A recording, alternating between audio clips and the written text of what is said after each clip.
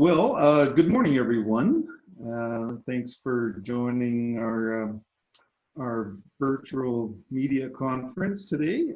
Appreciate the press that has come in on our acknowledgement for the launch, press release and launch of our labor market economic impact analysis and the study that was conducted for Saskatchewan around the tech sector. On the call today, I've got Dr. Aaron Genet, Chair, President of the Sasktech.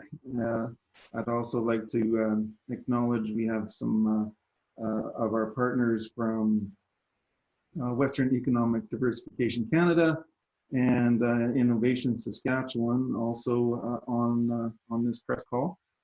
And myself, CEO of SaskInteractive.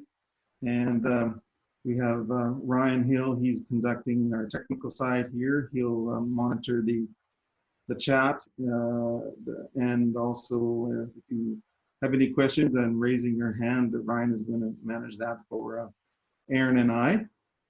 And we also will have a few other.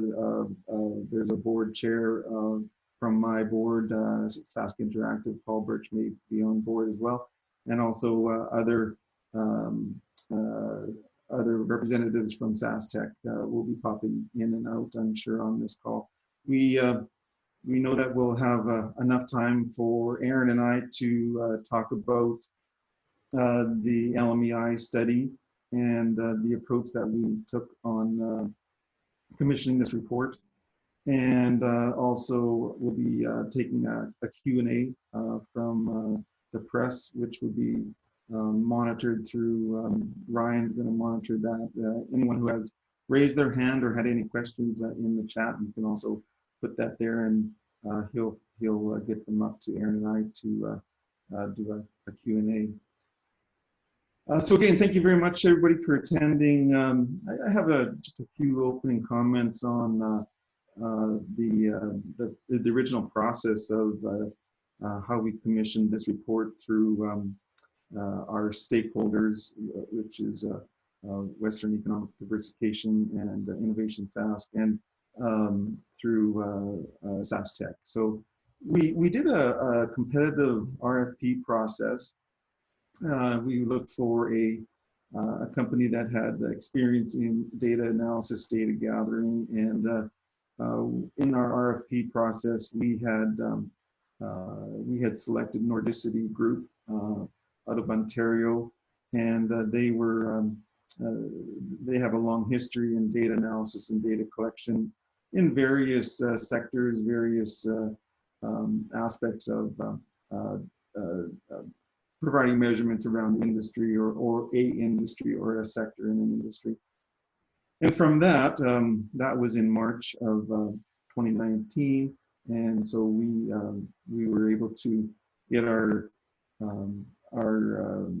objectives of the RFP to Nordicity on how we wanted to have a baseline measurement of the tech sector and how that affects the provincial economy in Saskatchewan.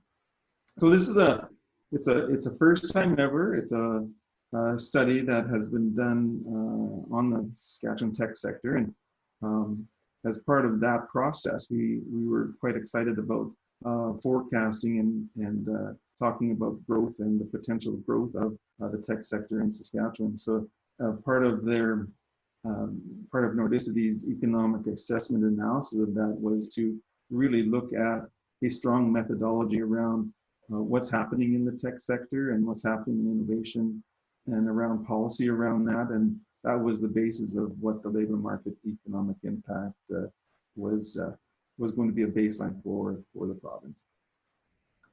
From there on, we ended up having observations made through Nordicity's work on growth in the tech sector, employment, the growth around what's happening in the tech space as a whole in Saskatchewan. And part of that growth, we were looking for some how capital expenditures can be made in tech startups, We were looking at job openings by the sector, investment in training, capital expenditures, etc. So it was a very good list that we were looking for Nordicity to find and data analysis on, in particular in the tech sector. From there on, we ended up in their primary research, we were looking at other areas that we could expand as part of the tech sector, immigration, indigenous, etc. So part of that was really good, a really good stage to set as part of the tech sector, and that was part of our request to that data analysis, to look at not just one or two or five pieces of it, but what the whole tech sector in itself was comprehensive enough to look at that. Aaron, did you want to add anything to that? Well, sure. I'll just provide some comments from the perspective of Sasktech.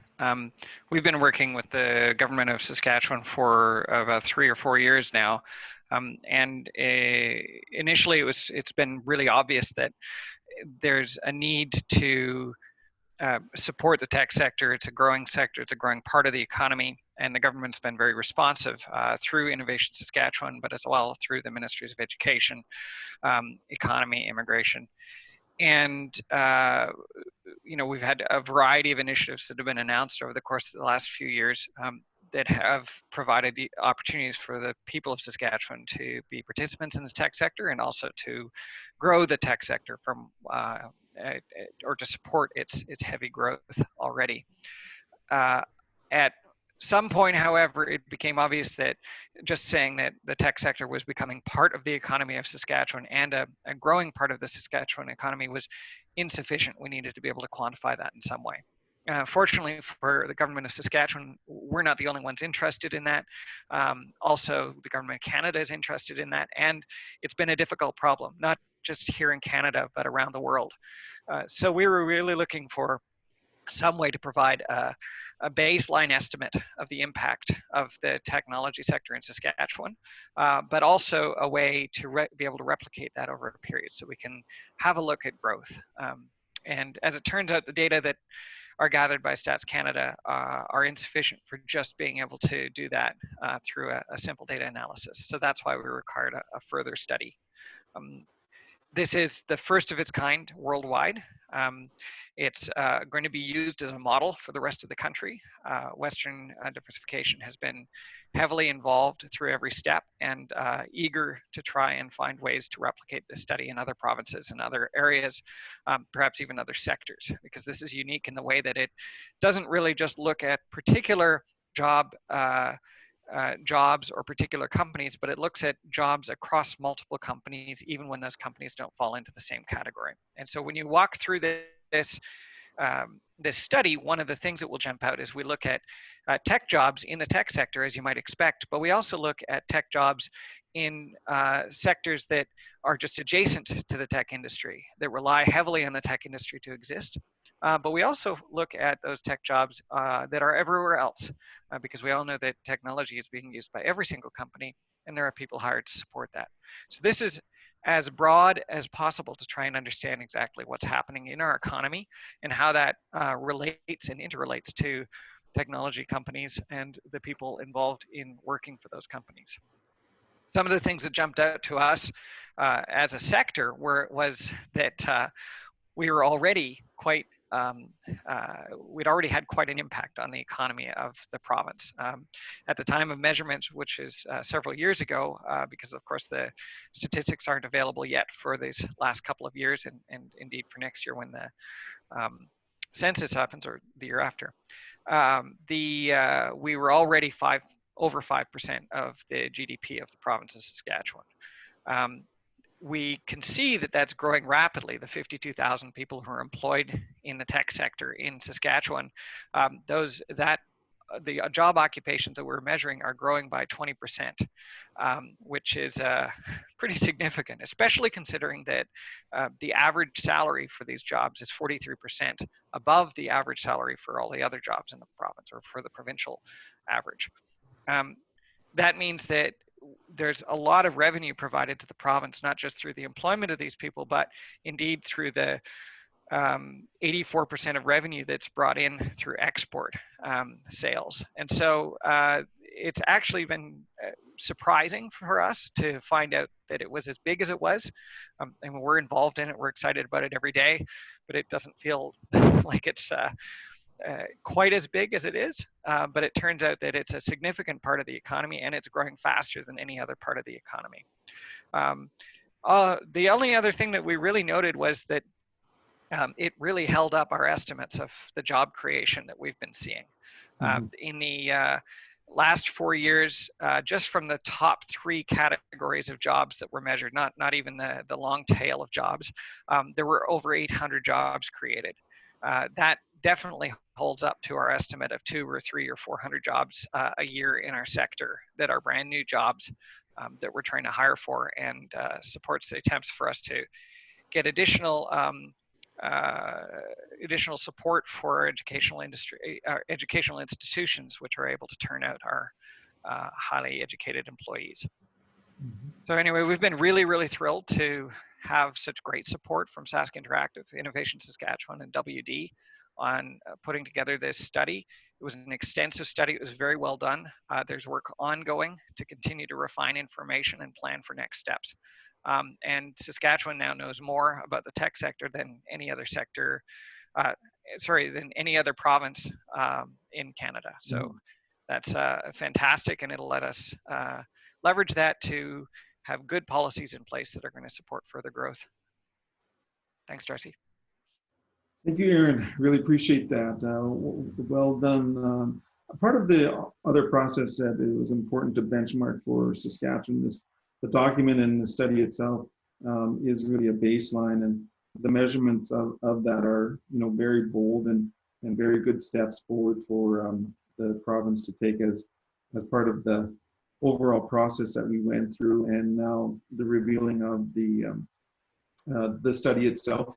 It is it has now after this press release, it will be press conference. It will be released in out to the world, and so out of that press release, there has been a link to download the document from our SaskInteractive.com /LMEI link, and we also have several printed copies available. So from there, we'll be able to continue to refine it. There's definitely in this era, we're amidst COVID-19, we will also be looking for what the post-pandemic 2020 looks like, and of course we'll be looking and measuring that in the study itself as part of the ongoing baseline measurements, and then continuing on what adjustments we need to do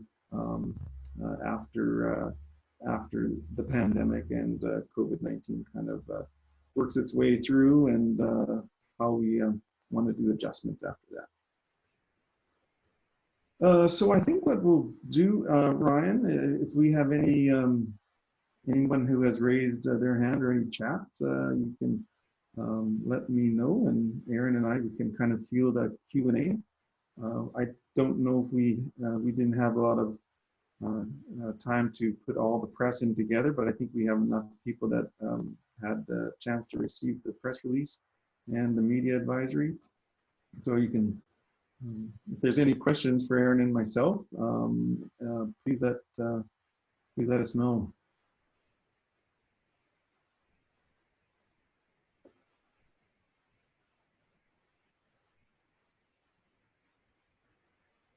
I see that Anna McMillan from Global has raised her hand.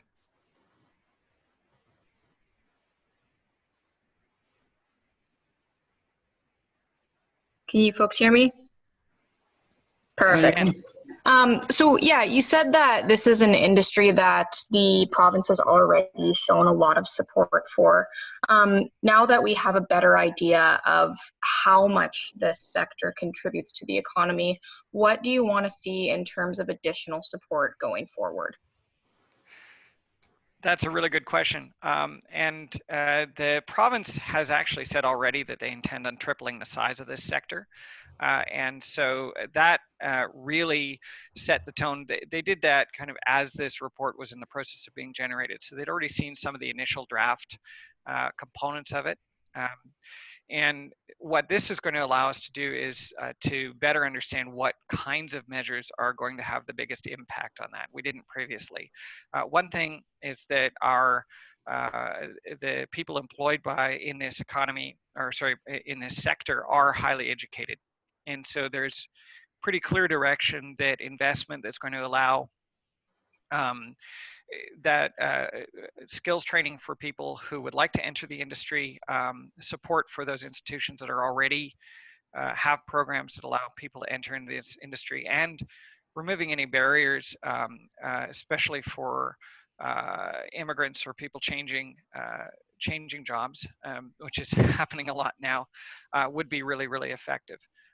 Some of the other things we saw was that although we're kind of on par with Alberta in terms of the proportion, the proportion of companies that are small, mid-sized, and large, we've recognized that there is room compared to other other areas of the country and indeed internationally for us to be able to grow those mid-range companies some more. And so I do know that the government is looking at various ways to be able to promote that right now. They've put a lot of investment in the startup community, and that's great. We've seen the results of that over the last few years. Now we're looking for significant growth in our mid-range companies, those that are proven to be successful and are on a steep ramp right now and looking to hire lots of people. Thank you. You're welcome. Thank you.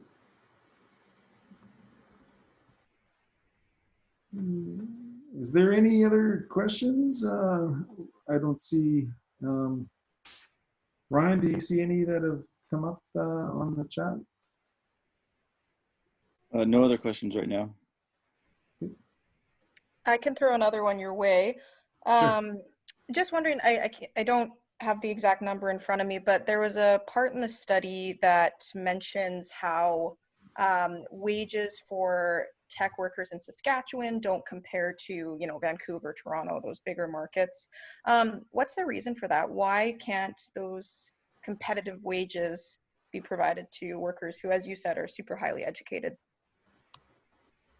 So we do have competitive wages within Saskatchewan. If you want to live in Saskatchewan and work here, the tech sector tends to pay quite well. Actually, we pay, as I mentioned, 43% higher than the provincial average. So, arguing for the inflated wages of areas of the country that are really, really expensive to live in isn't necessarily what we want, boosting a lot of inequality amongst other things. I think the note to take away is actually that the amount of disposable income left for somebody in Saskatchewan with a wage in the tech sector is equivalent to the amount of disposable income left for somebody who is paid $100,000 more and living in San Francisco. So our wages are competitive given that the cost of living is that much lower. And so in the end, we don't actually have trouble attracting people who want to not live in Vancouver or Toronto or San Francisco to come here and work in Saskatchewan. In fact, the lower absolute wage keeps us competitive as companies for being able to attract investment. So there's a bit of a knife edge that we have to walk. If we are paying too much in labor, venture capitalists who are already a little bit cautious about investing in companies from Saskatchewan, a place they don't know very well, and that has uncertainties that they don't necessarily understand, will not be investing here. On the other hand, of course, if we're too low, we can't attract the talent we need, which is a continuous problem. So we basically have a market wage. We're all competing against each other for wages. The wages are increasing, but it's not destabilizing in its increase right now. We don't look like San Francisco, thank goodness, or for that matter, like Toronto. Both places have significant problems as communities because of the wage inflation that's occurring in the tech sector. That's a rather short answer to a really, really complicated question with a lot of factors in it. But does it help? Yeah, no, I think that sums it up really well. And you mentioned one more thing that I wanted to touch on is external investment. You talked about the province investing, but is there anything being done to attract investors from outside of Saskatchewan? Yeah, so really what our sector looks for is not the province doing a whole lot on this, but in the supports being there for our companies who are trying to do it. And so this is the role that incubators and accelerators play, is to create an environment such that investors sit up and take notice. We really appreciate the efforts, the marketing efforts of government, but and it does help. It amplifies the signal. But generally speaking, it comes down to the individual companies being able to do an effective pitch, and that means that we need to invest in the people who are founding those companies and the people who are out there trying to raise money for those companies.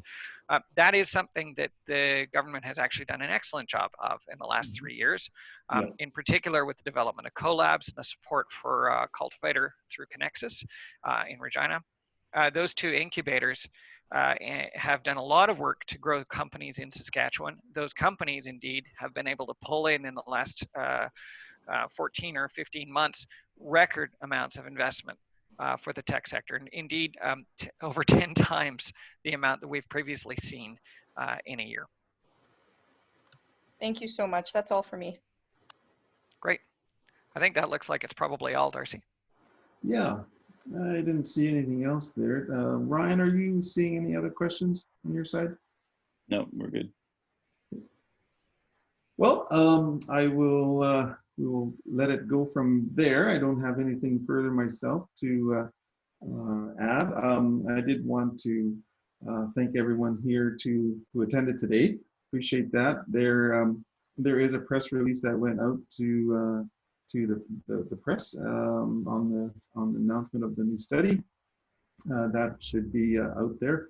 And then if there was any other questions, there is contact information for myself for questions.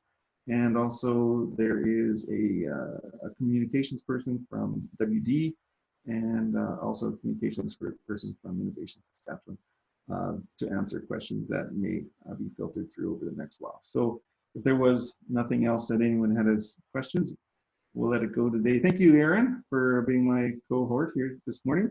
And thank you, everybody, for participating on this virtual media conference. I think it went okay. I was a little nervous on what it looked like and how the world has changed around not having a microphone in the presence of what the press might want to say in person. But we were more than willing to actually take in-person interviews. Aaron said that he would be willing to do that, and I'm also very willing to take in-person media as well. Okay, thank everyone for joining us. Look forward to talking to you soon. And everyone have a good day. Stay safe out there. We'll see everyone then.